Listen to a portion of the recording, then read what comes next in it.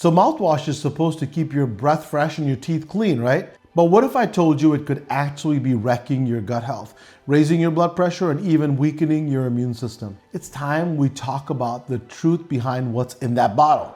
So for decades, mouthwash has been marketed as a must-have in your daily hygiene routine. It promises a cleaner mouth, fewer cavities, and minty fresh breath. But behind that promise is a lot of chemical complexity, ingredients that may be doing more harm than good, especially if you're using it every single day. So in this video, we'll break down what's actually in most mouthwash formulas and how it impacts not just your mouth, but your whole body health, and what safer, more holistic alternatives you can use instead. So what's in conventional mouthwash? Let's start with the ingredients. Most commercial mouthwashes contain alcohol, usually in concentrations up to 27%.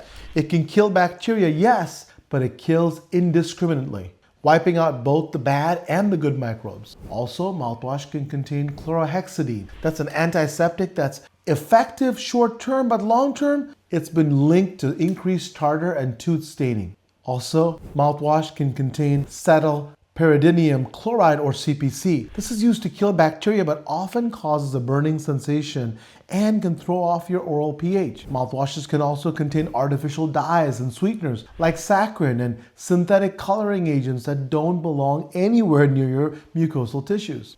Now let's talk about what all of this actually does to your body. How does mouthwash affect your oral microbiome? Remember, your mouth is not just a place to chew food. It's a thriving ecosystem of bacteria, enzymes, and pH that balances and plays a critical role in your health. In fact, your mouth is the first line of defense for your immune system.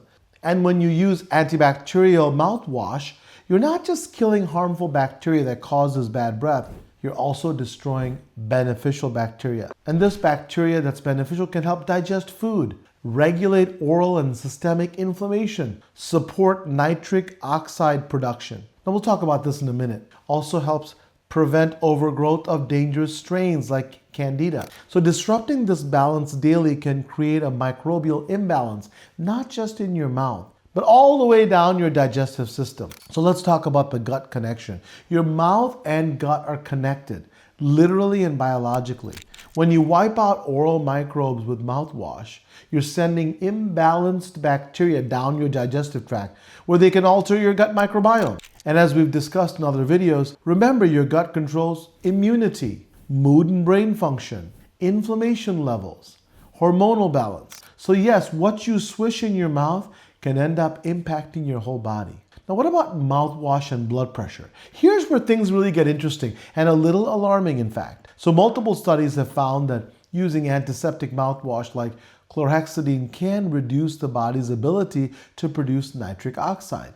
That's a molecule your body creates naturally, and it's responsible for relaxing blood vessels and improving blood flow. So in short, it helps regulate blood pressure. But when you kill off all the specific bacteria in your mouth that can help convert dietary nitrates into nitric oxide, well, your nitric oxide levels drop and your blood pressure, it can go up. In fact, one study found that people who used mouthwash twice a day had a 26% higher risk of developing blood pressure compared to those who didn't. That's a big deal. Remember, other side effects of daily mouthwash use includes dry mouth. Alcohol-based mouthwash strips saliva, which you need to prevent tooth decay. It can also result in burning or irritation, especially with long-term use of harsh formulas. It can also develop increased tartar or staining. Ironically, some people develop worse dental hygiene over time. Also, it can lead to impaired taste. Some compounds in mouthwash blunt your taste receptors temporarily.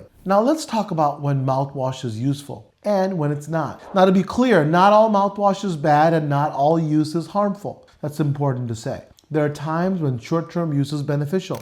For example, after oral surgery or a dental procedure, for temporary infection control under dental supervision. Also in cases of active gingivitis, per a dentist's recommendation. But for the average person using it every day just to feel quote-unquote clean, you may be actually doing more harm than good. Now let's talk about some natural alternatives to conventional mouthwash. Now, if you want fresh breath and good oral health without nuking your microbiome, here are some safe, holistic options. Saltwater rinse. This is natural, antibacterial, and healing to gum tissue. Oil pulling with coconut oil. Now this pulls toxins from the mouth and supports your microbiome balance. Also aloe vera mouthwash. This soothes and repairs gum tissue. Essential oil-based rinses. Now look for the ones with tea tree oil, clove, peppermint, or myrrh. Hydrogen peroxide. Now use this cautiously, and remember it should be diluted. Only use occasionally, not daily. Xylitol-based sprays or lozenges. This supports saliva production and bacterial balance. Also focus on the basics.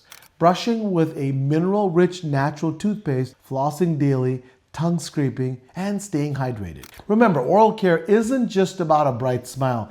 It's about supporting your entire system. Your mouth, well, it's a gateway to your gut, your brain, and your heart. When you disrupt that ecosystem, you can affect more than you realize. So, is mouthwash back for you? Depends on what's in it, how often you use it, and whether you're replacing healthy habits with a chemical shortcut.